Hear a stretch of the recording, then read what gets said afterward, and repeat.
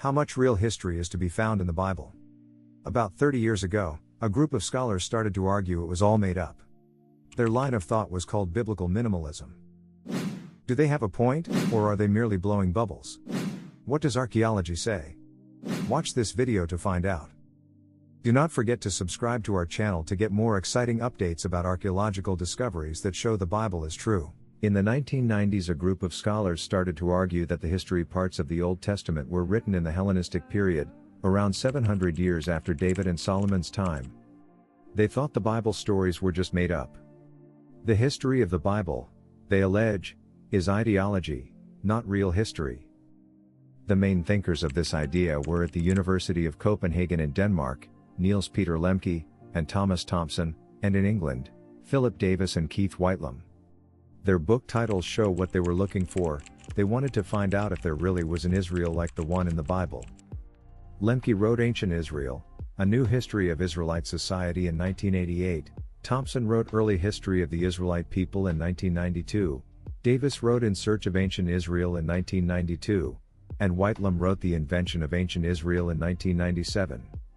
A big part of the debate was about the Bible story of the 10th century BC, the time of David and Solomon when they ruled together. The question was, did a united monarchy really exist? Were David and Solomon real kings of a real country, or were they just made up by the Bible writers? For the minimalists, King David was as real as King Arthur, in other words, not real at all. They couldn't find any old inscriptions with the name David in them. However, the minimalist approach did not age well. Yosef Garfinkel, a professor of biblical archaeology at the Hebrew University of Jerusalem, took its claims down in a devastating article. The outlines of that article are followed in this video. Just as the minimalists were explaining their ideas, a big archaeological discovery came along. In 1993 and 1994, some pieces of an old Aramaic stone were found at Tel Dan during an excavation led by Avraham Biron of Hebrew Union College in Jerusalem. The writing and the history in the stone show that it's from the 9th century BC. What's even more important is that it mentions a king of Israel and a king from the house of David, which means a king from David's dynasty. Because of this find, people looked again at the Mesha Stele, another old stone with writing from the same time, found over 100 years ago. Several scholars found that it also talked about the house of David. So, there are two good references to David's dynasty in the 9th century BC, just 100 to 120 years after he was king. This shows that David was a real person and started a dynasty. This discovery made the minimalist idea, which said David was just a made-up story, fall apart. There really was a King David, he ruled, and he had a family. The minimalists were worried and came up with strange ideas, like saying House of David meant a place called Bitud, like Ashdod. They also said it could mean House of Uncle, House of Kettle, or House of Beloved. These ideas seem silly now. Nowadays, these arguments are seen as wrong and not very scientific. The Tel Dan Stela stopped the first part of the debate about whether the Hebrew Bible stories were true or not. It showed that the idea of the Bible being all made up is just a modern story itself. After the odd idea of David and Solomon being myths was debunked, minimalists came up with a new strategy. They tried to change the dating of archaeological finds related to the time of David and Solomon, pushing it nearly 100 years later, from the early mid-10th century BC to the late 10th or 9th century. This idea is supported by Israel Finkelstein from Tel Aviv University. It's called the low chronology and is different from the usual high chronology. Here's the deal: in ancient times, Iron Age 1 was when there were small farming communities, like what's talked about in the Bible as the Judges period. Then came Iron Age 1, where there were cities and a strong state, like the time of the kings in the Bible. Everyone agrees on this. What they argue about is whether David and Solomon ruled during Iron Age 1, the times of small farms, or Iron Age 2, the times of cities and states. The traditional view says they were in Iron Age 2. But the minimalists say they were in Iron Age 1. They claimed all the monumental architecture traditionally connected to David and Solomon's reign was from a later period, and the poor, rural settlements from an earlier period were how David and Solomon lived. David and Solomon, in this view, weren't rulers of a big kingdom but just leaders of local tribes.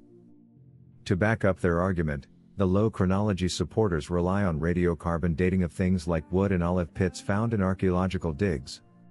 But this dating method is kind of tricky. The materials tested could last a long time, like wood, or a short time, like olive pits. The exact layer they come from might be uncertain, and the layer itself could be short or long in time. After getting the date, it needs adjusting to be more reliable. Plus, the result isn't a definite date but a range of possible dates, and the wider the range, the less sure we are. Because of all these uncertainties, many samples must be tested to be confident in the results. When many results became available, they were published by Dr. Finkelstein. They indicated that the switch to a more urban society took place more or less exactly in 1000 BC, the date when David became king. Dr. Garfinkel wrote bitingly, "This is exactly the dating indicated by the traditional high chronology decades ago." Thus, Finkelstein is not only the founding father of the low chronology, but also its undertaker. The idea that Judah was just a farming society until the late 10th century BC and that David and Solomon couldn't have ruled a big kingdom before then has been proven wrong even more decisively. Excavations at Herbet Kayapha, a heavily fortified site on the Israelite/Philistine border, showed that it was a well-organized society during the reign of David. In the Kayapha excavation, some rather ordinary items were found that strongly support the idea that there was an organized state with early administration in Judah during the early 10th century BC. More than 20 tall storage jars were discovered, each about 2 feet high, placed all over the city. These jars were slim and had short necks, rounded shoulders, and small, flat bases. Most of them had the impression of 1 or 2 fingers on their handles. These pottery containers were likely used for collecting taxes, like olive oil, wine, and other farm products. These standardized jars from Kayapha in the 10th century were an early version of the famous 8th century BC jars with handles stamped Melech, meaning belonging to the king. Both the Melech handles and the Kayapha handles with finger impressions show a well-organized society with government rules, in simple terms, a state. So, the low chronology idea is just a modern myth that doesn't fit with the archaeological evidence. David's kingdom existed in the time the Bible said it did. But don't think the minimalist argument is over. What if Kayapha, sitting on the border between Israelites and Philistines, is actually Philistine, not Israelite? This started a new phase in the minimalist approach. The core idea is quite simple, even if we accept that David was a real person, as shown by the Tel Dan stela, and even if the shift from Iron Age I to Iron Age II began in Judah at the end of the 11th century BC, as indicated by the dating of Herbet Kayapha, it's argued that there was still no kingdom in Judah in the 10th century BC. This is because Kayapha, located on the border between Judah and the Philistines, is considered a Philistine site, connected to the kingdom of Gath, which is less than 15 kilometers west of Kayapha. But Dr. Garfinkel listed a number of good reasons that this identification is very unlikely. 1. No pig or dog bones were found in Kayapha, but they were found in Gath. In Gath, these animals were part of people's diet, as shown by the bones found there. 2. The main entrance to Kayapha faced Jerusalem, not Philistia. 3.